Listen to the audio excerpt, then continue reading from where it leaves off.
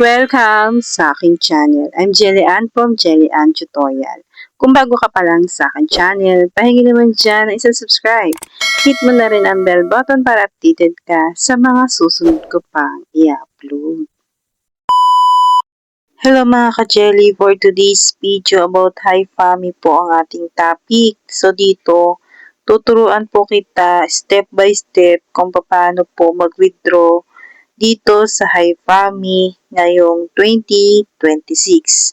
Kaya kung interesado ka ay tapusin mo ang video na to hanggang dulo dahil tuturuan kita. Kaya tara na, let's go! So ito pala yung aking account mga ka-Jelly. Kung makikita nyo dito, 600 pesos na yung aking red packet. Sa mga hindi pala nakakaalam ang HiFami po ay kikita ka dito through harvest.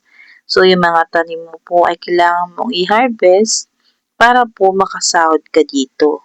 At yung red packet nga po yung ating iipunin para maka-withdraw dito sa HiFami. So kung gusto nyo po magsimula dito, ilalagay ko sa comment section ang link para ma-download nyo po itong application na to. At kung hindi nyo po alam kung paano magsimula dito sa HiFami, panoorin nyo po yung video ko na ito para po mag-guide po kayo kung paano nga po magsimula dito sa HiFami. Kasi ang topic natin ngayon nga ay paano nga po mag-withdraw. So dito, itap lang natin itong red packet na ito. Itong withdrawal ang nakalagay. Itap lang natin yan. Tapos ganito na yung makikita mo. So yung 600, pwede na natin siyang withdrawin. Kasi nga, ang red packet natin ay 600. So $10 yun. Itatap natin ngayon itong withdraw sa baba. And then, maglagay tayo dito ng ating country. So pindutin lang tong arrow. At pumili ng country. So, Philippines yun sa akin. Kaya nasa Philippines siya.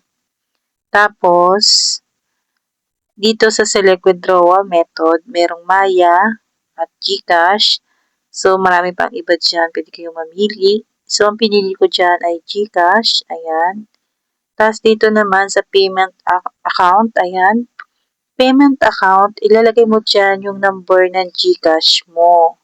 So, make sure po na tama yung inyong GCash na ilalagay.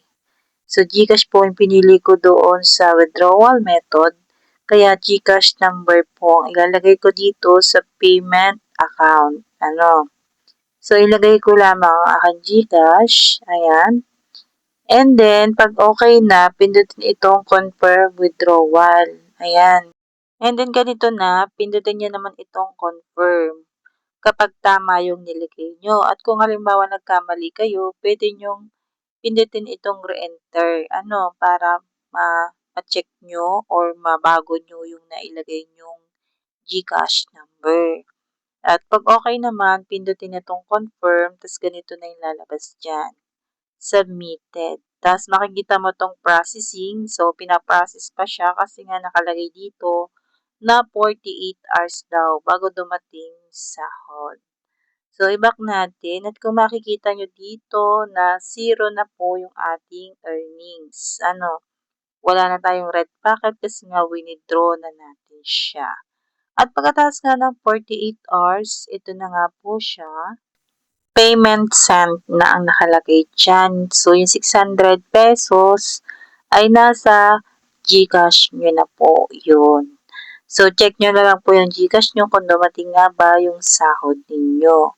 So, dito sa akin ay dumating naman.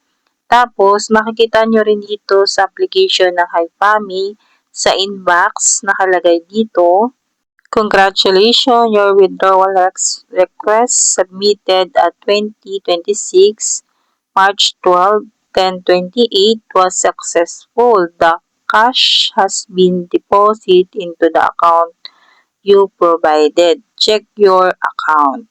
So, sabi nga dito ay successful daw yung pag-withdraw natin nung March 12, 2026. At sinan nga daw nila yun doon sa nilagay nating GCash number or kung ano mang account yung nilagay nyo doon, kung Maya or GCash, dun po nila yun isi-send. Basta kung ano po yung ah, nilagay niyong sa withdrawal method, dun po nila yun isi-send. Kaya make sure po na tama ang inyong ilalagay. Kasi pag mali po, ay hindi na po nila yung kasalanan. Kayo na po yung may kasalanan doon. Kaya double check nyo na lang po yung inyong GCash number kung tama po. At doon nga po talaga nila yung isi-send kung ano po yung nilagay nyo sa inyong account. So, dito sa Hypami, hindi to yung first time na withdraw ko dito. Naka-withdraw na din ako dati ng 1 peso, 6 pesos, 30 pesos, at ito nga yung pinakamalaki, 600 pesos. So, depende po yun kung ilan pong red packet ang meron kayo at kung ano yung kaya, yun lang po yung mawi-withdraw nyo. Kaya kung gusto niyo pong mas malaking masahod dito ay more red packet po dapat. More harvest pa para malaki yung masahod natin. Pero malaki na rin po yung 600 para sa akin kasi wala naman po ako ditong nilabas na puhunan. Kailangan lang talaga dito ng sipag at tiyaga sa mga ganitong earning app. So, ulitin ko po sa gusto po ng ganitong earning app na legit, ilalagay ko po sa comment section ng link para ma-download nyo po itong HiFami.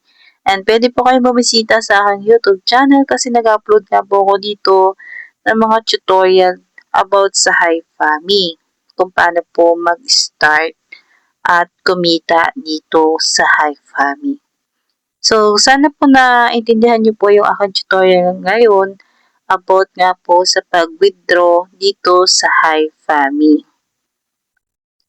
At kung gusto niyo pa po ng iba pang earning app, bukod po dito, ay meron din po akong ina-upload sa aking YouTube channel kasi nga po, lahat po ng aking earning app na ginagamit ay sinashare ko po dito sa aking YouTube channel. At baka po sakaling makatulong nga po sa inyo. Lahat po ng ina-upload ko dito ay based on my experience. Kaya po, sinashare ko po sa inyo kasi nga po kumikita po talaga ako ng pera kahit ako'y nasa bahay lang. At kung gusto nyo nga po ng ganun, ay pwede nyo pong itry yung mga sinashare kong application dito sa aking YouTube channel. Meron naman po ako mga proof dyan na nakapag-withdraw nga po ako sa mga earning app na ginagamit ko. At ayun naman po ay sa gusto lamang, ayun po ay wala pong sapilitan. Sa gusto lamang pong kumita ng pera. So yun lang po ang aking tutorial for today. At kung nagustuhan mo nga ang aking tutorial, ay huwag mo naman akong kalimutan. Bigyan mo naman ako dyan ng isang like and please don't forget to subscribe ng aking YouTube channel. So yun lang. Thank you for watching. Bye!